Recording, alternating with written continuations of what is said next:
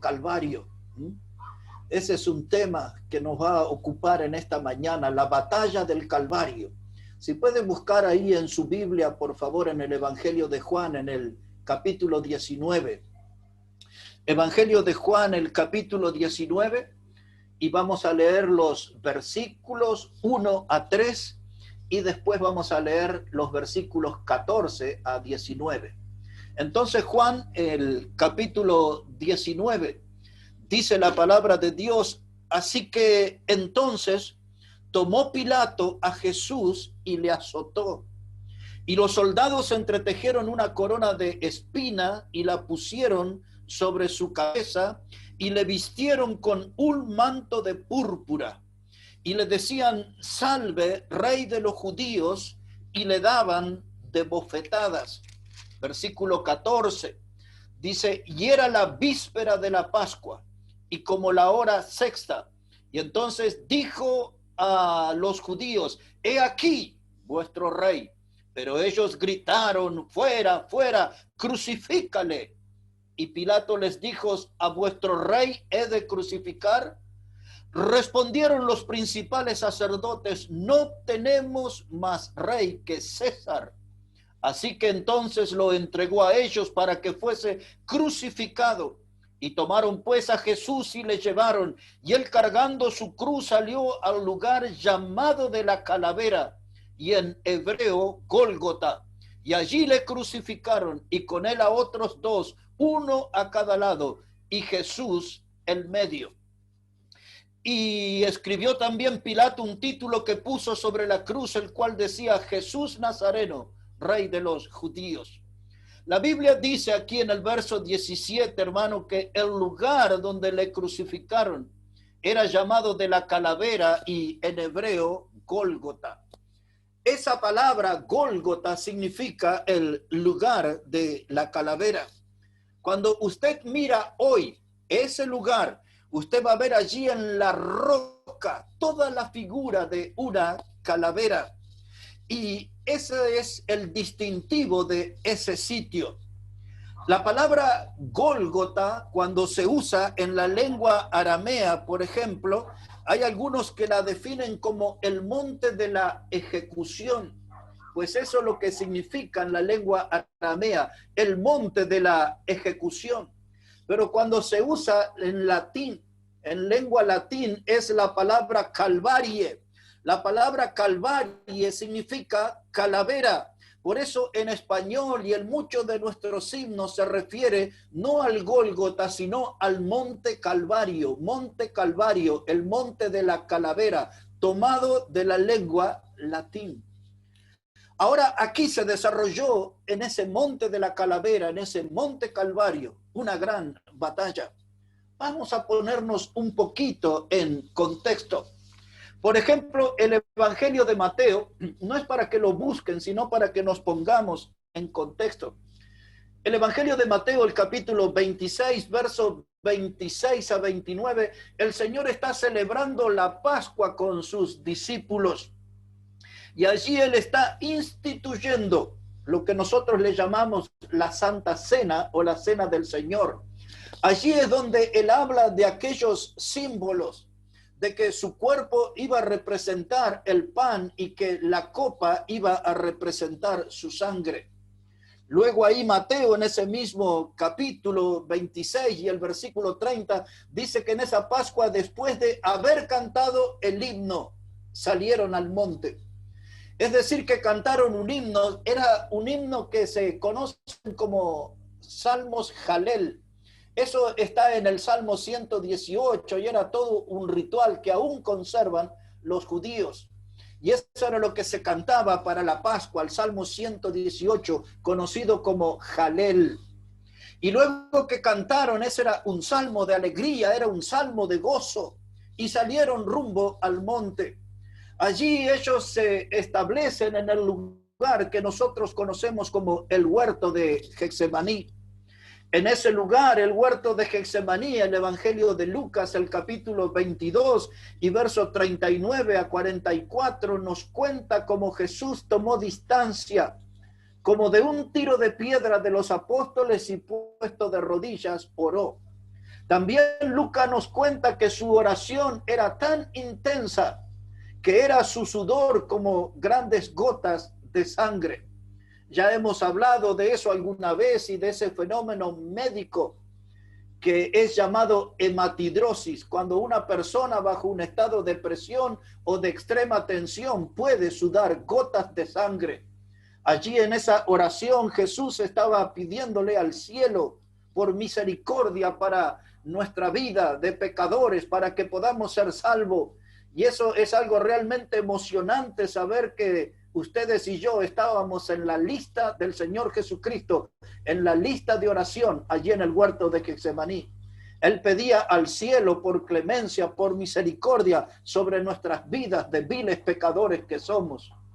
Y luego dice la palabra en el Evangelio de Mateo 27, versos 32 a 33, después que le abofetaron, que le coronaron de espina, que le escupieron en su rostro, dice que cargaron sobre él una cruz y allí se cruzaron con un hombre que se llamaba Simón de Cirene, y este fue el que llevó la cruz hasta el monte de la Calavera, el monte Calvario, y allí se iba a desarrollar la batalla.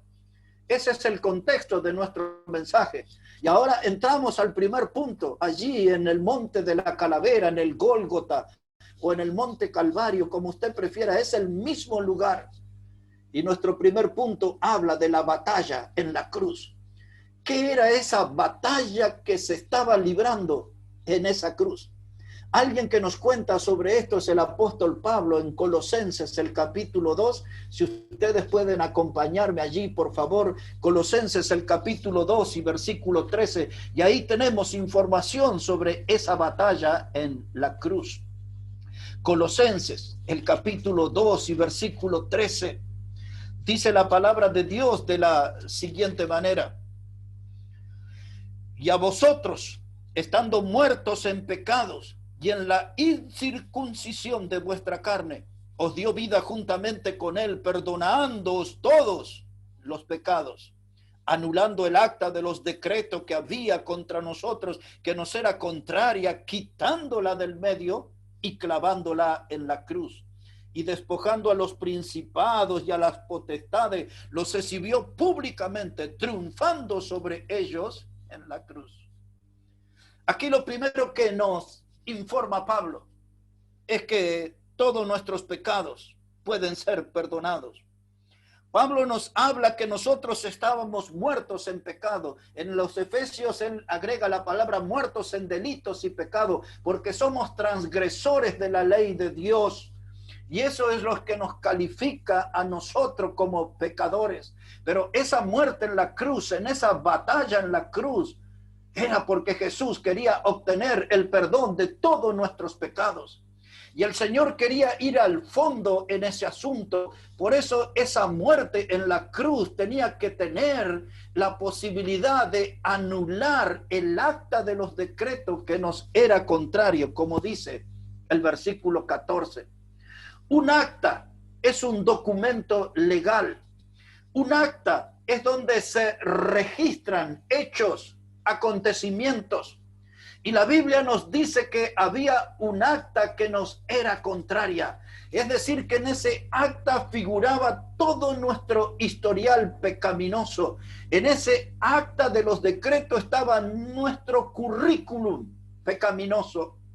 Y el Señor Jesucristo iba a librar una batalla en la cruz. Él iba a morir en esa cruz para ocupar nuestro lugar, porque a través de esa muerte Él quería anular el acta de los decretos que nos era contraria. Imagínese ese acta en las manos de Satanás, y Satanás haciendo un repaso de nuestro historial pecaminoso, y como la Biblia le llama a él el acusador de los hermanos, que él nos estuviera mencionando día, hora, lugar, fecha y la clase de pecado que hemos cometido. Por lo tanto, esa batalla en la cruz y esa muerte de Cristo en la cruz tenía que ser tan poderosa y tan impactante que fuera capaz de anular el acta de los decretos que nos era contraria. En otras palabras, Él tenía que dejar en blanco, totalmente en blanco, nuestro historial pecaminoso. El idioma griego usa una palabra, esaleipaein. Esaleipaein quiere decir blanco como una pared. Cuando el diablo quisiera mirar nuestro historial tiene que estar blanco como una pared. Eso es lo que Cristo tenía que conseguir en esa batalla por el Calvario. Y dice que los antiguas actas se escribían en pieles de animales y se utilizaba tinta vegetal para escribir, para que de ese modo fuera algo imborrable. Pero la obra en esa batalla en la cruz, la sangre de Cristo iba a ser tan poderosa que iba a poder borrar la tinta vegetal y cada letra que nos acusaba sobre nuestro pecado. Y tomó esa acta y fue y la clavó en la cruz, dice Pablo. Así, literalmente, clavó en la cruz. Y dice que cuando él hizo eso, él despojó toda la organización satánica. Porque usted puede ver en el versículo 15 que dice que él despojó a los principados, a los potestades, todos los poderes diabólicos que existían fueron vencidos, derrotados en la cruz. Anuló el acta de los decretos que nos era contrario y él venció al diablo en la cruz. Y ahora, después de 3 días, él iba a demostrar que estaba capacitado para vencer a la muerte. No quiero que me pierda en este momento, quiero que me siga correctamente. Allí en esa cruz, el Señor Jesucristo limpió nuestros pecados, es decir, anuló el acta de los decretos que nos era contraria. En esa cruz, Él venció al pecado, en esa cruz, Él venció al diablo y a todas sus huestes de maldad, de demonios que le acompañan. Y en esa cruz, Él venció la muerte. Esas 3 cosas tenemos que grabarlas en nuestra memoria, porque ese es el alcance de la batalla del Calvario. Venció Cristo al pecado, venció Cristo al diablo, venció Cristo a la muerte en esa cruz. Y ahora, ¿cómo Él llegó a ese lugar? Porque los fariseos que eran un partido político y también religioso, los fariseos que eran la clase dominante, aquellos que estaban mejor en la vida económica, ellos tenían como religión la hipocresía. Y se juntaron con los sacerdotes, que eran gente que estaba vacía espiritualmente en sus almas. Los sacerdotes que representaban una religión de vanidad y de vacío espiritual, hicieron ahí la alianza, el hambre y las ganas de comer. Fariseos y sacerdotes se combinaron y buscaron complicidad en el poder romano para llevar a Cristo a la cruz. Ellos estaban formando la estafa de la crema religiosa de aquellos días. Y ahí en la mente de los sacerdotes y de los fariseos se alimentaba cada día el deseo de cometer el crimen y de verlo a Cristo muerto y de la manera más humillante. Por eso la Biblia dice que Jesús estuvo dispuesto a ir a la muerte y muerte de cruz. Eso explica lo grave del tormento de morir allí en una cruz, pero Él estuvo dispuesto a ir a esa cruz. Pero hay algo que quiero decirles sobre esa batalla del Calvario y sobre esa batalla en la cruz. Esa batalla en la cruz es la evidencia del amor de Dios por nosotros los pecadores. Para todo el resto de la historia humana, en esa cruz quedó reflejado el amor de Dios por nosotros los pecadores. Eso es lo que Juan dice en el capítulo 3 y verso 16, que de tal manera amó Dios al mundo que nos dio a su Hijo unigénito, es decir, que lo entregó por nosotros y aún para que muriera en la muerte más sufrida, más horrenda, más cruel, allí en la cruz. Y el Señor Jesucristo, por amor a nosotros, no quitó su cuerpo, Él lo puso allí en la cruz y libró una batalla en la cruz a favor nuestro. El Señor Jesucristo utilizó esa cruz para publicar y para predicar su amor por el pecador. Cuando yo miro esa cruz, veo al Señor Jesucristo que Él usó la cruz como un púlpito para predicar y para publicar su amor por el pecador. Por eso ahí Colosenses 2:13 dice que allí Él murió, perdonando todos nuestros pecados. Les dije que Él peleó en esa batalla para vencer al pecado, pero les dije que también peleó en esa batalla en la cruz para vencer al diablo. Ahora necesito que me acompañe por un momento a la carta a los Hebreos, el capítulo 2 y verso 14. Si puede ir conmigo allí un momento a Hebreos, el capítulo 2 y versículos 14 y 15. Mire cómo dice la Biblia, la palabra de Dios, Hebreos 2, verso 14. Dice, así que, por cuanto los hijos participaron de carne y sangre, él también participó de lo mismo para destruir por medio de la muerte al que tenía el imperio de la muerte, esto es, al diablo, y librar a todos los que por el temor de la muerte estaban durante toda la vida sujetos a servidumbre. La Biblia dice que nosotros éramos esclavos del diablo. Y si usted observa, dice que éramos esclavos por temor. Hoy nosotros podemos ser siervos o esclavos de Cristo por amor a Él. Pero en nuestra vieja vida éramos esclavos por temor. Y el diablo infundía ese temor sobre nuestra vida, imponiendo la muerte. El texto que leímos, el verso 14, dice que el diablo tenía el imperio de la muerte. Él gobernaba a través de la muerte, él imponía la muerte, él era el administrador de la muerte. Pero Jesús vino y se hizo semejante a nosotros, dice el texto. Dice que él participó de sangre, es decir, que él tenía la misma esencia que nosotros. Como alguna vez lo mencionamos, él era nuestro pariente cercano. Y vino allí a librar esa batalla del Calvario, esa batalla en la cruz. Y ya vimos cómo él venció al pecado. Y ahora él va a vencer aquí al diablo también. Porque dice claramente ahí el final del versículo 14, dice que él le quitó el imperio de la muerte. Es decir, que aquel dominio, el gobierno que el diablo tenía por medio de la muerte, Cristo se lo quitó, se lo arrebató en esa batalla en la cruz. Cristo, hermanos, para que entienda bien, cuando estoy contando esto y cuando la Biblia nos habla de esto, nos está hablando exactamente del día que la muerte venció a la muerte. El día que la muerte venció a la muerte. Cuando Cristo murió en la cruz, Él venció la muerte que era administrada por el diablo. En síntesis, mis hermanos, en esa batalla de la cruz, Cristo venció al pecado, Cristo venció al diablo y Cristo venció a la muerte. Y ese es un buen momento para decir, aleluya, alabado sea el Señor, por esa resonante victoria. Le daré una perlita más de este tema. Si puede acompañarme a 1 Corintios, el capítulo 15 y versículo 54.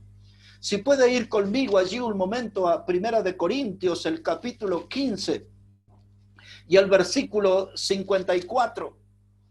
Mire cómo dice la palabra de Dios allí. Y cuanto esto corruptible se haya vestido de incorrupción, y esto mortal se haya vestido de inmortalidad, entonces se cumplirá la palabra que está escrita. Sorbida es la muerte en victoria. ¿Dónde está, oh muerte, tu aguijón? ¿Dónde está, oh sepulcro, tu victoria? Miren lo que cuenta la Biblia que sucedió en esa batalla de la cruz. Lo primero que nos dice el verso 54, dice que sorbida es la muerte en victoria. Quiere decir que Jesús se tragó la muerte, para hacerlo en una manera literal. Se tragó la muerte, la derrotó, la devoró a la muerte. Pablo usa esa palabra, sorbida es la muerte. Y después dice Pablo ahora a modo de exclamación, ¿dónde está, oh muerte, tu aguijón? Porque la muerte se manifestaba a través del pecado, porque la paga del pecado es muerte. Por cuanto todos pecaron, estamos destituidos de la gloria de Dios o de la presencia de Dios, porque el pecado entró al mundo por un hombre y luego la muerte pasó a todos los hombres por cuanto todos pecaron. Romanos 5:12.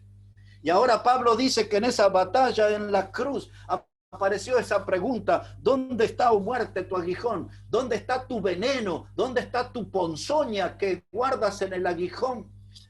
Porque el veneno mortal del pecado Hoy no nos afecta a nosotros los hijos de Dios, porque allí en esa batalla de la cruz, Cristo venció el pecado, Cristo venció al diablo y Cristo venció a la muerte. Y usted puede gritar a viva voz, ¿dónde está, oh muerte, tu aguijón? Y agrega algo más Jesús allí, ¿dónde está, sepulcro, tu victoria? Porque quizás si Cristo no viene y quizás la sombra de la muerte nos toca, nos alcanza y nos van a tirar en un cementerio, en una fosa, en un nicho, no sé. Pero cuando suene la trompeta y los muertos en Cristo resuciten primero, ahí nosotros le vamos a decir, ¿dónde está, oh muerte, tu victoria? Tremendo el logro de Cristo en esa batalla en la cruz. Venció al pecado, venció al diablo y venció a la muerte. Teniendo eso en mente, quiero llevarles al segundo punto en esta mañana. Si el tiempo me da, quiero tocar 4 puntos con ustedes en esta mañana. El segundo punto es la batalla con la cruz del diablo. Ustedes saben que el diablo es un gran imitador. El diablo está acostumbrado a usar disfraces. Así le escribió Pablo a los Corintios. Dice que el diablo se disfraza como ángel de luz y él utiliza toda clase de disfraces y él es un imitador. Y entonces ahora nosotros en segundo lugar vamos a hablar sobre la batalla con la cruz del diablo, porque el diablo tiene sus propias cruces. Antes vamos a pasar por Gálatas capítulo 6, verso 14. Allí vamos, hermanos. Gálatas capítulo 6 y el versículo 14. Mire cómo dice la Biblia, la palabra de Dios, Gálatas 6 y el versículo 14. Para nosotros este texto huele a himno, a uno de los himnos más maravillosos. Gálatas 6, verso 14, dice la palabra, pero lejos esté de mí gloriarme, sino en la cruz de nuestro Señor Jesucristo, por quien el mundo me es crucificado a mí y yo al mundo. Lejos esté gloriarme, sino en la cruz de Jesucristo.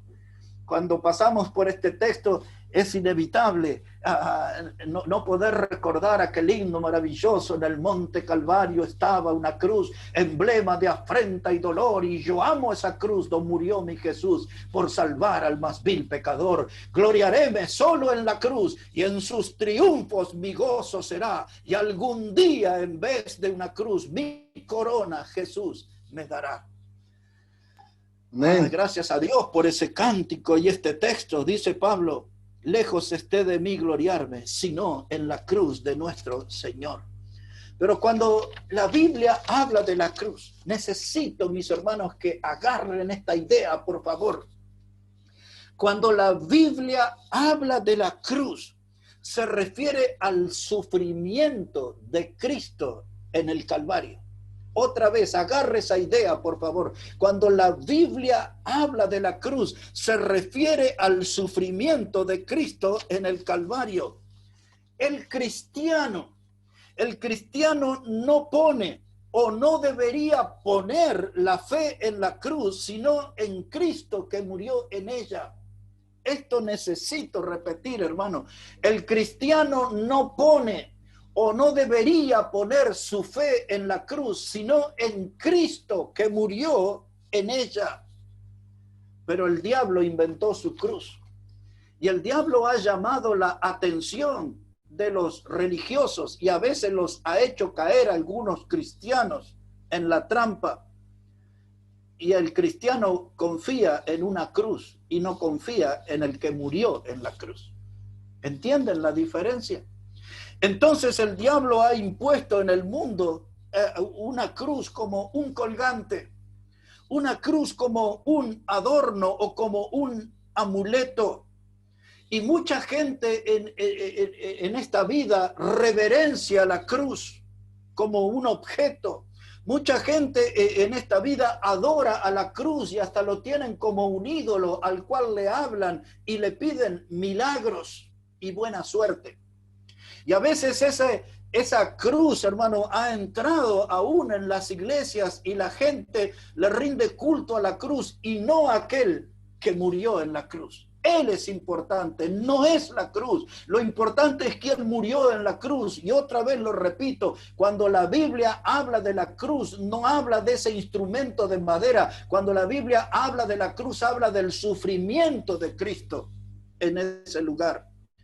Con los años apareció la religión católica romana y ellos lograron imponer a la cruz como si fuera un símbolo del cristianismo. Y yo quiero decirle en esta mañana que la cruz no es un símbolo del cristianismo. A algunos de ustedes quizás le va a sorprender esto, pero tenemos doctrina suficiente y tenemos elementos suficientes en la historia para demostrar que la cruz no es el símbolo del cristianismo. Para otro día se lo voy a explicar en profundidad. El bautismo es el símbolo del cristianismo, pero eso es parte de otra materia. Cuando la religión católica apareció en la escena, impuso la cruz. Y así fue que aparecieron cruces en las catedrales, en las cúpulas de esos edificios. La religión católica en la historia fue la que impuso la cruz en los hospitales, en los colegios, en los cementerios y hasta en los hogares mismos. Ese fue algo que impulsó la religión católica. Tampoco fue un invento de ellos. Pero sí les diré durante el mensaje quién inventó esa cruz. La cruz de la religión católica, apostólica y romana. Esa cruz, hermano, allí la cruz es exaltada en esa religión. La cruz en esa religión, mis hermanos, es adorada, es besada. La gente se postra delante de esa cruz. Esa cruz también en esa religión la usan como un símbolo de bautismo para bebé. Mojan agua en el dedo pulgar y le hacen una señal de la cruz en la frente a un bebé para adherirlo y hacerlo parte de esa religión. Ellos le dan una gran importancia a la cruz como objeto. La cruz para esa religión, hermanos, es como el sello que la distingue. El signo que ellos hacen cuando entran a sus edificios, que se hacen la señal de la cruz, eso que ellos le llaman persignarse o persignación, es eso lo que ellos hacen, la señal de la cruz, cuando participan de comidas. Y aún en la figura a veces usan una cruz con una persona crucificada, y esa persona crucificada en la cruz de esa religión no representa a Cristo. Esa persona crucificada no simboliza a Cristo, porque el Cristo de la Biblia, el Cristo que es el Hijo de Dios, no está en una cruz, no está en una tumba. Él resucitó y está sentado a la diestra de Dios. Por lo tanto, mal hacemos en intentar reflejar la figura de un supuesto Cristo aferrado a una cruz, cuando Él no está allí, porque en la batalla de la cruz Él se levantó victorioso, se levantó como vencedor. Él no está en la cruz. Bien le dijeron los ángeles cuando María Magdalena y las otras mujeres el primer día de la semana fueron al sepulcro. Los ángeles le dijeron: no está aquí. ¿Por qué buscáis entre los muertos al que vive? Así que nosotros no vamos a adorar la imagen de una cruz y una supuesta persona puesta allí diciendo que es Cristo. Yo no voy a buscar entre los muertos al que vive. Mi Cristo vive, el Cristo de la Biblia vive. Ahora, mis hermanos, ¿cómo empezó esa historia de la cruz en esta religión? ¿Y por qué yo digo que esto es una batalla contra la cruz del diablo? Porque el diablo ha desviado la atención. El diablo ha logrado que la gente no mire a Cristo el crucificado y que la gente se enfoque en la cruz. Una referencia histórica para ustedes. Año 312 después de Cristo. Piense un momento, año 312 después de Cristo. Le hablaré de una batalla que en la historia se conoció como la batalla del puente Milvio o del puente Milviano. Los dos nombres va a encontrar. El puente Milvio o el puente Milviano. Exactamente esa batalla se libró el 28 de octubre del año 312 después de Cristo. Allí un hombre llamado Constantino estaba peleando por ser el emperador. Roma tenía algo que se llamaba una tetrarquía. tetrarquía. En la Biblia, por ejemplo, aparece Herodes el tetrarca. Esa palabra tetrarquía se refiere a un gobierno de 4 personas. Una de esas 4 personas que gobernaba Roma se llamaba Magencio. Magencio era el cuñado de Constantino, pero se odiaban que no se podían ver ni en figuritas. Y en esa batalla por el poder se produce la misma batalla que le mencioné, la del puente Milvio o Milviano. Constantino tenía para ese tiempo un ejército de 90,000 soldados, pero su cuñado tenía un ejército de 170,000, es decir, el doble de soldados a caballo, y aparte de eso tenía 18,000 de soldados que se movían a pie. De modo que Constantino estaba en gran desventaja. Pero según la historia, Constantino hizo una oración a su Dios, que era el Dios Sol. Subraye eso. Era el Dios Sol. Y mientras él oraba al Dios Sol, se le apareció una imagen de una cruz. Estaba escrito allí en lengua latina, in hoc signo vinces. Eso quería decir, por este signo vencerás.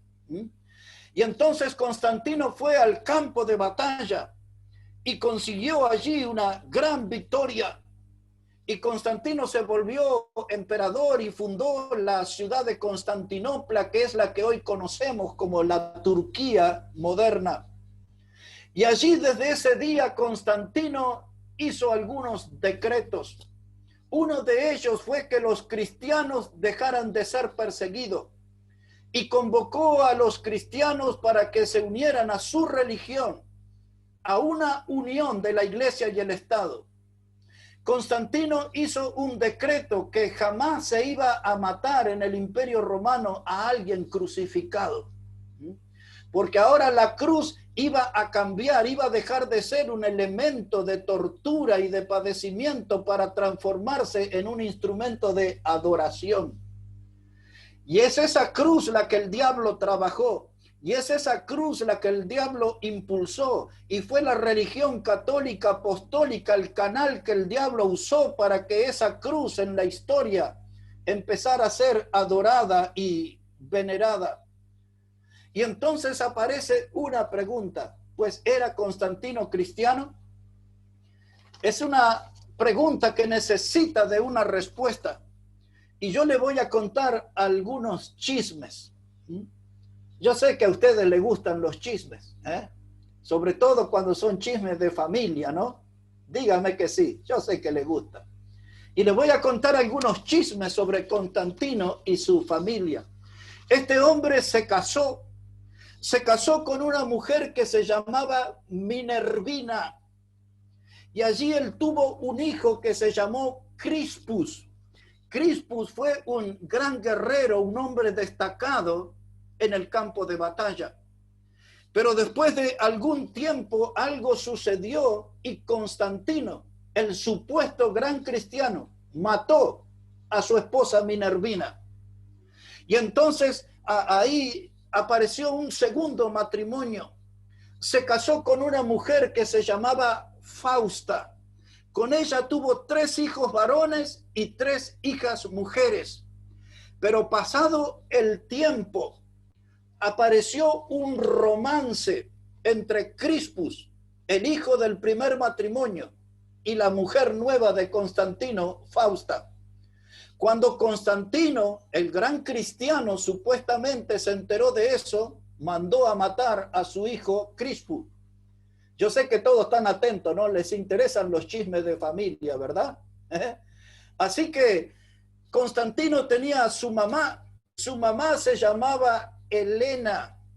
Esta historia está ideal para esos programas de la televisión de chismes del mediodía en la Argentina, ¿no? Mire, la mamá de Constantino se llamaba Helena. Constantino ya había matado a su primera esposa Minervina, había matado a su hijo Crispus, y ahora Helena le susurra al oído y le dice: mira que no fue tu hijo el que la enamoró, fue tu esposa Fausta la que lo sedujo y la que lo conquistó. Cuando Constantino escuchó eso, ¿qué hizo? la mató a Fausta también. Así que mire el cristiano, pero su historial de homicidios no terminó ahí. Uno de los tetrarcas, de los familiares de él, se tenía por nombre, se llamaba Licianius, y él mandó, aunque había prometido perdonarle la vida, lo mandó a matar también a su cuñado. Y luego también él terminó matando a su sobrino, que se llamaba Liciano.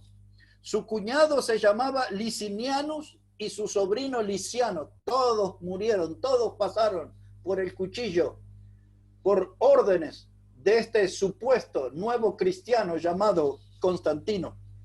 Constantino mandó hacer una moneda en su tiempo, y de una cara de la moneda tenía la imagen de una cruz, y del otro lado de la moneda tenía la figura de Apolos o Marte.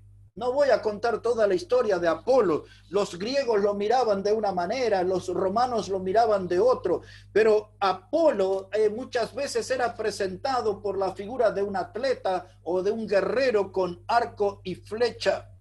Apolo era para los romanos el dios de la muerte, el dios de las plagas, de las enfermedades y también de la sanidad. O sea que le atribuían todo eso. Pero Apolos también tenía una vida moral bastante enredada, porque entre sus amores había hombres. Uno se llamaba Cipariso y el otro se llamaba Jacinto. Vamos a cerrar esas historias de chisme. Yo sé que estaban entusiasmados con todo eso, pero le estoy contando todo lo que se movía alrededor de la cruz que el diablo impulsó en la historia. Un detalle más de la familia de Constantino era su mamá Helena. Helena se escribía con H. Y esta Helena, cuando tenía 80 años de edad, ella hizo una peregrinación a Jerusalén. Y allí consiguió la ayuda de algunos hombres judíos. Y ella dice que allí encontró la cruz donde Cristo fue crucificado. Y dice que cuando ella consiguió esa cruz, se produjeron muchos milagros. Y ahí cobró mucha fuerza, mucho impulso ese culto a la cruz. La cruz era utilizada en ese tiempo como un talismán, es decir, un objeto que traía buena aventura, buena suerte para la gente, como un objeto que producía milagro, pero también la cruz era promovida como un instrumento para espantar demonios, espíritus malignos y también a los relámpagos. Aquellos que hemos vivido o que conocemos algo acerca del campo, todavía cuando vienen las tormentas salen las mujeres a hacer una cruz, a veces con una guadaña o con algún otro, y tapan los espejos y todo eso. Mire de dónde vienen todas esas costumbres, porque la cruz ahuyenta malos espíritus, demonios y hasta los relámpagos también. Ahora le mostraré con la Biblia por qué la cruz no puede ser algo para adorar. A quien tenemos que adorar es a quien murió en la cruz, a Cristo Jesús, no a la cruz. Y ahora preste atención, porque algunos, no todos, algunos se va a sorprender. La cruz en la Biblia es enseñada como un instrumento de maldición. Escuche eso. A usted que le gusta usar un colgante con una cruz y todo ese tipo de cosas, la cruz en la Biblia era visto como un instrumento de maldición. Le llevaré a un texto del Antiguo y después trataré de mejorar la explicación con otro del Nuevo Testamento.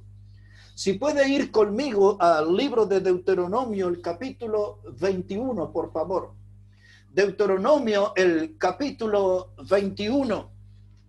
Mire cómo dice la palabra de Dios, versos 22 y 23. Deuteronomio, el capítulo 21 y los versículos 22 y 23. Dice la Biblia que si alguno hubiere cometido algún crimen digno de muerte y lo hicieres morir y lo colgarais en un madero, no dejaréis que su cuerpo pase la noche sobre el madero.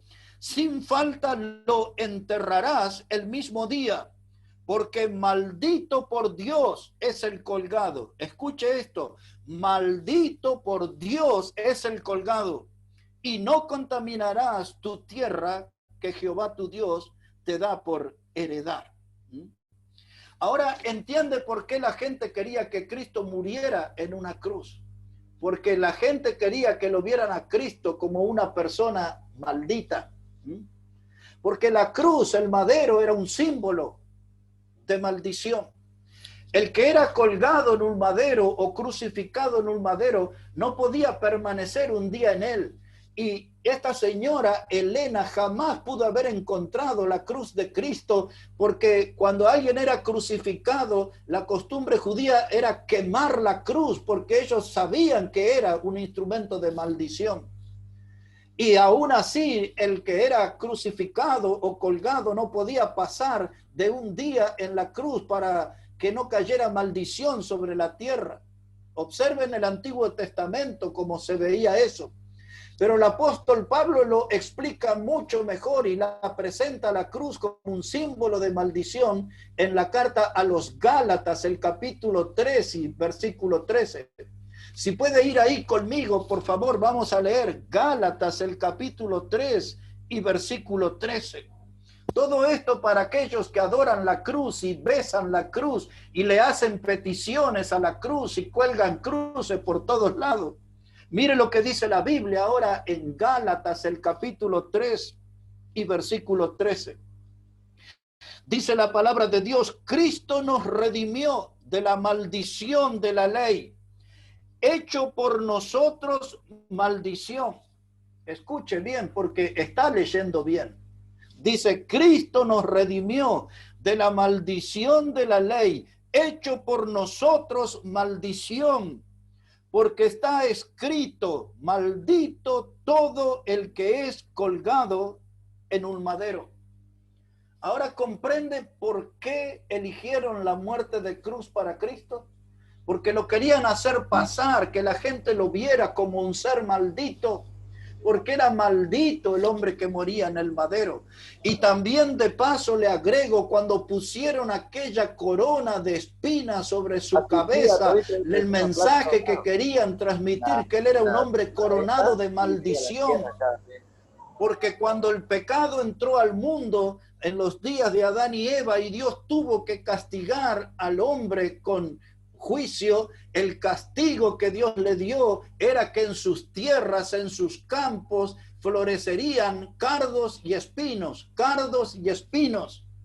Era el símbolo de la maldición de la tierra caída al pecado, y esa corona de espina es porque querían presentar a Cristo como un ser maldito, una corona de espinas, una cruz.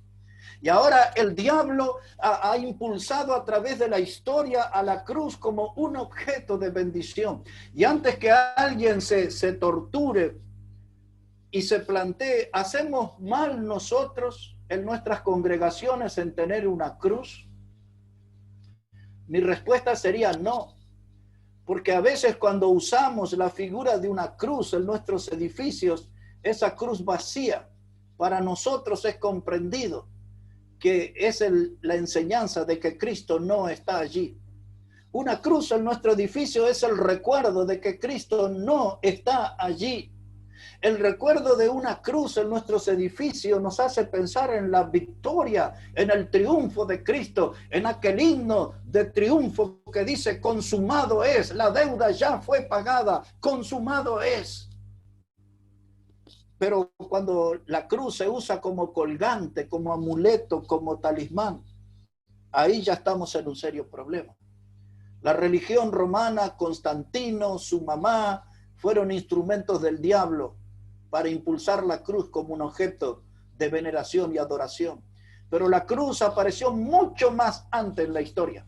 Ahora necesito ir un poquito más rápido por causa del tiempo, pero mucho más antes en la historia apareció. La cruz ya en el libro de Génesis, en el capítulo 10, cuando Nimrod fundó Babilonia, en aquellos días de la Torre de Babel, la cruz ya era un distintivo en aquel tiempo. La cruz era un símbolo que representaba a las religiones de misterio. aquellas religiones que proliferaron en la vieja Babilonia, creada por Nimrod. Una mujer llamada Semiramis. No puedo contar toda la historia de ella, pero esa mujer es la madre, la sacerdotisa, la creadora de aquellas religiones de misterio, de ocultismo, donde el diablo actuó grandemente en el comienzo. Y si usted sigue toda la historia de Babilonia y llega al último libro de la Biblia, Apocalipsis, el capítulo 18, allí Juan habla de que Babilonia era guarida de demonios, pues allí apareció la cruz. Eso va a ser para otro mensaje dentro de pocos días, pero lo pongo al tanto. Esa mujer tuvo un hijo que se llamó Nimrod. Algunas historias son un poquito diferentes. Yo voy a tratar de darle una que me parece la más cierta. Esa mujer tuvo un hijo que se llamó Nimrod. Con Nimrod tuvo relaciones incestuosas, es decir, que hubo sexo entre la madre y el hijo. Un día Nimrod fue muerto y su cuerpo fue esparcido. Pero Semiramis salió a decir que no había muerto, sino que el dios Sol se lo había llevado. Y ella quedó embarazada y tuvo un hijo que se llamó Tamuz. Y ella dijo en su tiempo, sembró esa doctrina, que Tamuz había sido engendrado por un dios. Y entonces la primera letra del nombre Tamuz es la letra T. Y la cruz ahí apareció en ese culto, porque ellos pensaban que Tamuz era un dios encarnado, y Tamuz un día fue atropellado por un jabalí, lo encontraron muerto al lado de un árbol podrido, y ese árbol después floreció, y esa historia va para dentro de pocos días. Ese es el arbolito de Navidad que muchos ponen en sus casas. Mire de dónde viene todo eso, del ocultismo, de las religiones de misterio. Pero eso vamos a hablar más cerca de diciembre en profundidad. Pero allí ese hombre Tamuz, en el cual en el libro de Ezequiel y de Jeremías Dios prohibió los cultos a Tamuz. Y no tengo el tiempo ahora para decir todos los dioses que se fueron transformando a través de la historia hasta nuestros días. Semiramis, cómo la vean, cómo se llamó entre los egipcios, entre los romanos, entre los africanos, cómo llegaron esos nombres a nuestros días. Todo terminó en la religión católica, en la adoración del culto madre-hijo. Ese culto de Semiramis y Nimrod, Semiramis y Tamuz, es lo que hoy se quieren hacer pasar de la adoración de María y Jesús. Eso es tela para cortar en otro momento. Pero necesito aquí que esa letra T del nombre de Tamuz, ahí fue donde proviene la cruz. Fue un símbolo distintivo entre los caldeos, que eran los babilonios, y también los egipcios. Y se despertó todo un culto crucifista que tuvo su explotación o su explosión en China e India, que son grandísimas naciones. Y el hecho de que Cristo murió en una cruz, eso no significa que tenemos que venerar o adorar a la cruz. Imagínelo por un momento. Si Cristo hubiese sido muerto de una puñalada, ¿acaso deberíamos adorar un cuchillo? No tiene nada que ver la cruz como símbolo del cristianismo. Eso viene mucho más atrás. Y solamente a modo de información para cerrar este punto, les digo que existe la cruz de San Andrés. Cuando usted vea por allí el dibujo de una cruz en forma de X, esa es una cruz llamada de San Andrés. La cruz Tau es esa cruz en forma de T que recuerda a Tamuz. Después va a encontrar una cruz encerrada en un círculo. Eso se conoce en el mundo de hoy como la cruz céltica. Luego hay una cruz donde el palo horizontal está justo a la mitad. Esa es conocida como la cruz griega. Y luego hay una cruz que tiene ahí un madero doble. Esa es conocida como la cruz de Malta. Y detrás de todas esas cruces hay un historial oscuro. La batalla de la cruz, Cristo muriendo. En esa cruz venció el pecado, venció la muerte y venció al diablo. Y tenemos que, en segundo lugar, librar una batalla en contra de la cruz que el diablo quiere imponer. Muy rápido porque el tiempo se nos ha ido. Le quiero hablar sobre la batalla contra la cruz humillada. La batalla contra la cruz humillada. Hemos visto la batalla del Calvario, la batalla de la cruz, hemos visto la batalla contra la cruz del diablo, y ahora les voy a hablar unos pocos minutos sobre la batalla de la cruz humillada. En Gálatas, ya que está ahí, capítulo 1, voy a usar ese pasaje. Gálatas, el capítulo 1, versículos 6 a 9. Dice Pablo: estoy maravillado de que tan pronto os hayáis alejado del que os llamó por la gracia de Cristo para seguir un evangelio diferente. Escuche esa expresión, un evangelio diferente. No que haya otro, sino que hay algunos que os perturban y quieren pervertir el evangelio de Cristo. Mas si aún nosotros o un ángel del cielo os anunciare otro evangelio diferente del que os hemos anunciado, sea anatema, es decir, maldito. Esa palabra anatema quiere decir maldito. Y como antes hemos dicho, también ahora lo repito: si alguno os predica diferente evangelio del que habéis recibido, sea anatema o maldito. El diablo, mis hermanos, y sus secuaces están de grandes actividades en nuestro tiempo. El diablo y sus secuaces están de grandes actividades en nuestro tiempo. Ellos están persiguiendo a los verdaderos cristianos para acallar el evangelio. El diablo y sus secuaces andan como chacales al acecho y utilizan métodos violentos y salvajes porque quieren quitar la eficacia del mensaje de la cruz. La cruz no es eficaz. Lo que es eficaz es el mensaje. El mensaje de la cruz refleja que Cristo murió, fue sepultado y resucitó. En otras palabras, ese es el único y verdadero evangelio: Cristo muerto, sepultado y resucitado. Grave es esa doctrina: Cristo muerto, sepultado y resucitado. Ese es el único evangelio. Pablo dice: no hay otro evangelio. Hay algunos que lo han tergiversado, dice Pablo. Hay algunos aquí que han cambiado el evangelio, dice Pablo. Habla acerca de un evangelio que se ha corrompido.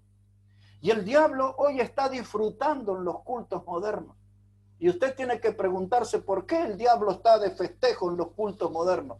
Porque allí se habla de otro evangelio, no se habla del mensaje verdadero de la cruz, del mensaje que transmitió la muerte de Cristo en la cruz. Hoy se predican mensajes, hermanos. Los predicadores que usted escucha, la gran mayoría de los predicadores de hoy, sus mensajes son como caricia de sedas. Los predicadores de nuestros días hoy se han vuelto aduladores, gente que ofrece y promete un diluvio de positivismo y de buena onda. Así llaman a la gente. Venga, que aquí hay buena onda. Nosotros los cristianos somos positivos. Los predicadores modernos, hermanos, se vanaglorían y dicen que tienen lenguas dulces. Ellos no hablan de azufre y fuego. Ellos no hablan de infierno. Ellos son, hermanos, predicadores de lenguas dulces. Son como poetas lacrimógenos. Es decir, que saben cómo emocionar y hacer llorar a la gente en su auditorio. Son sensibleros. Hablan de un montón de relatos y de historias emocionantes que la gente se conmueve, pero no hablan del mensaje de la cruz. Los predicadores modernos hablan sobre un evangelio de prosperidad. El evangelio de la Biblia es Cristo muerto, sepultado y resucitado, pero ellos hablan de otro evangelio, le llaman el evangelio de la prosperidad. Otros hablan de un evangelio de la sanidad interior. Otros hablan que tienen un evangelio que está lleno de poderes para declarar, decretar, establecer.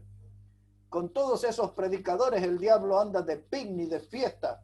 Se va a los restaurantes y de vacaciones y de la mano con esas clases de predicadores. Esos predicadores que se sienten todopoderosos y decían, que declaraban que el COVID-19 estaba derrotado, estaba muerto, y después resulta que no se reunían porque tenían miedo a estar contagiados. Farsantes, charlatanes de feria. Mire, mis hermanos, eso no es el Evangelio. El Evangelio es Cristo muerto, sepultado y resucitado. Y yo todavía estoy comprometido con un Evangelio. Yo estoy comprometido con un Evangelio de sangre. Yo estoy comprometido con un Evangelio de muerte cruel. Yo represento el Evangelio que anuncia que un hombre santo, sin pecado, tuvo que morir en la cruz por nuestro inmundo pecado. Amén. Ese es el Evangelio que yo predico, que un hombre santo y puro tuvo que morir en la cruz por nuestro inmundo pecado. No somos joyita, nosotros, no somos oro de 24 quilates 99.9 de pureza. No somos, mis hermanos, no somos eso.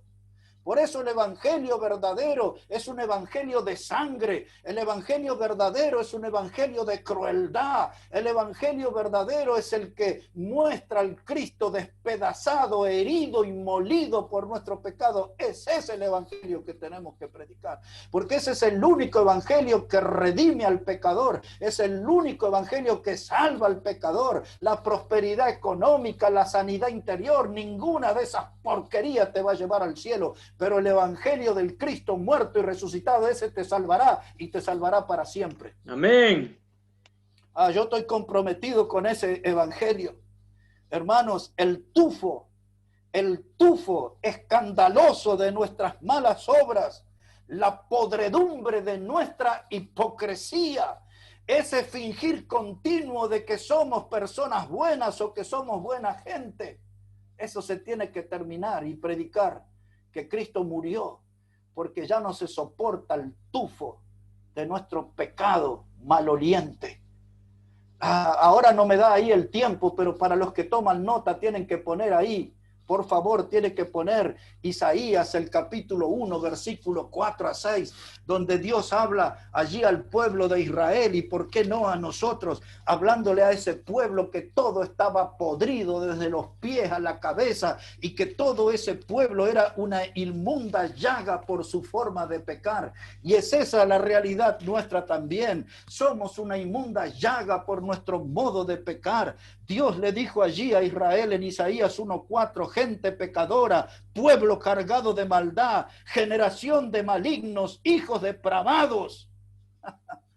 Son las mismas palabras para nosotros.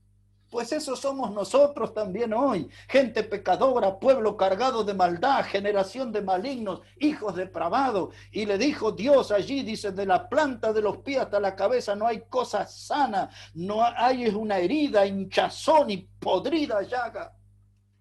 Pero usted escucha a esos predicadores y dice, usted es la niña de los ojos.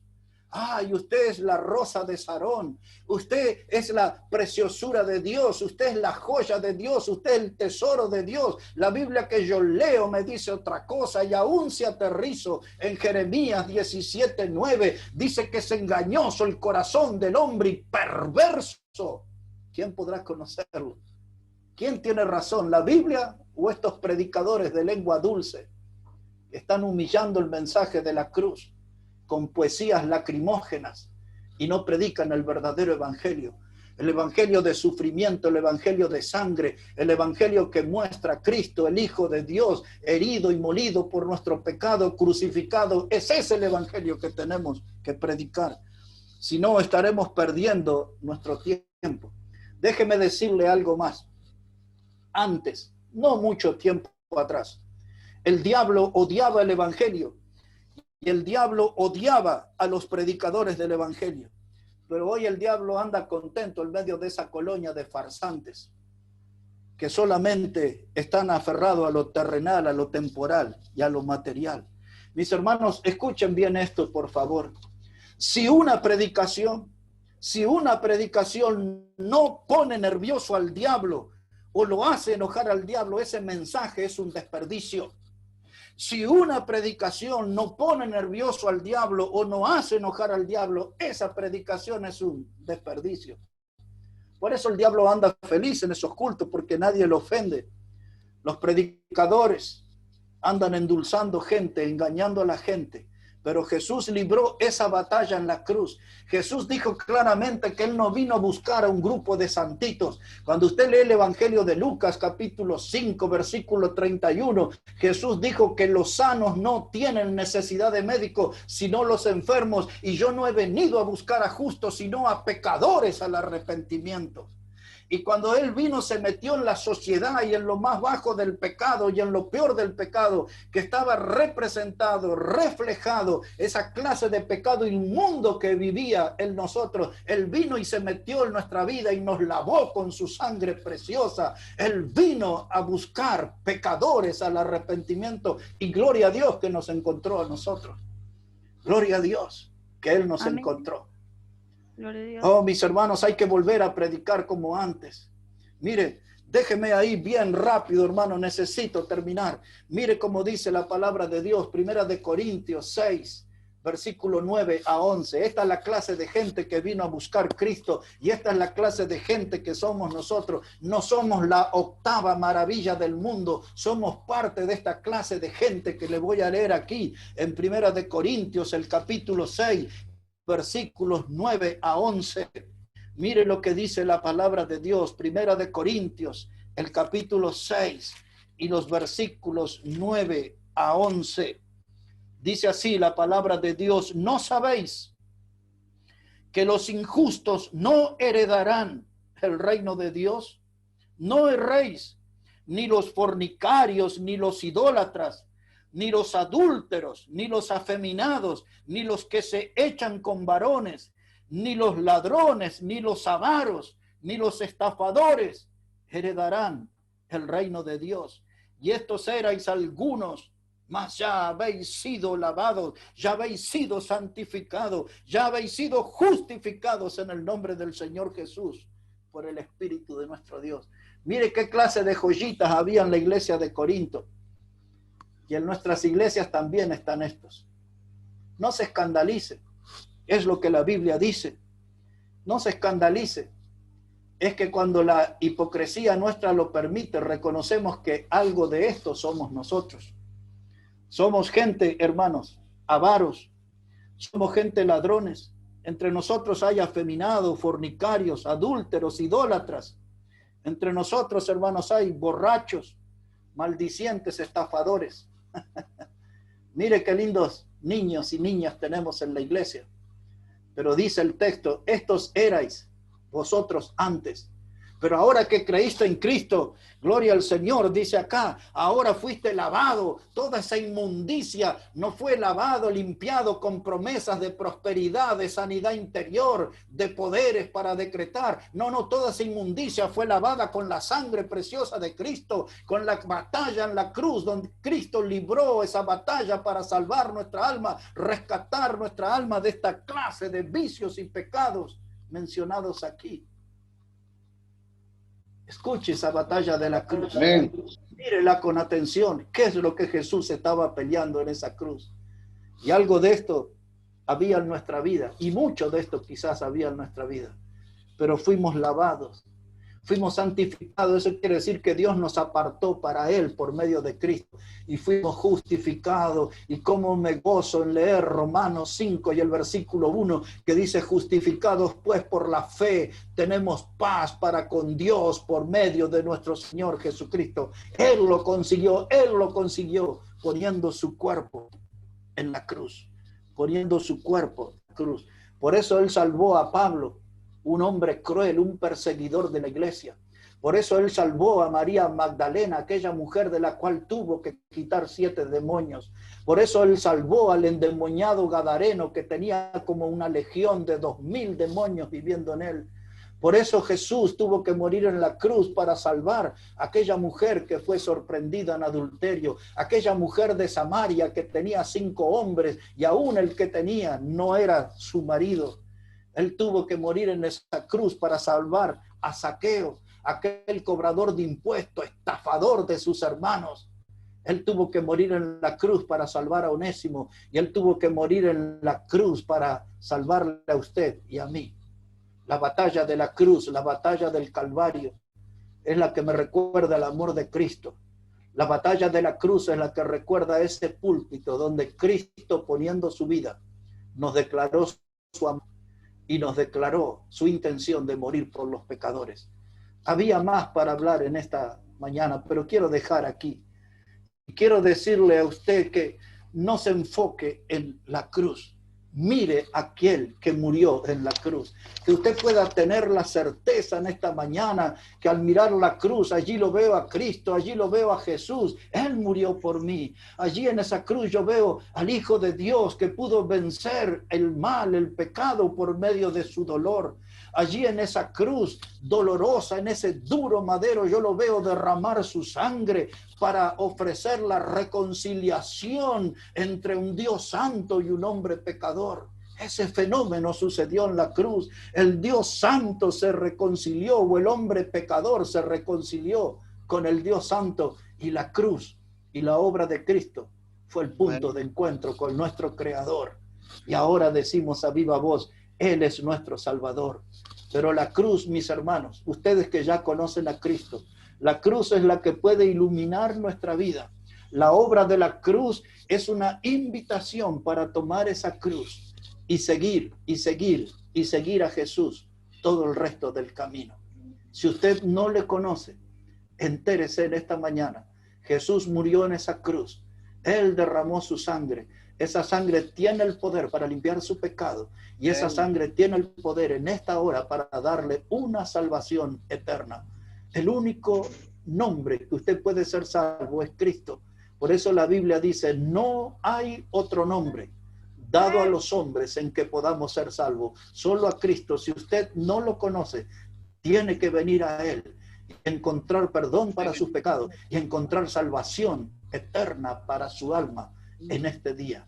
La batalla de la cruz es la que recuerda la victoria de mi Salvador sobre el pecado, sobre la muerte y sobre el diablo mismo. Gloria sea a Cristo nuestro Salvador. Que Él bendiga su palabra en esta mañana, mis hermanos.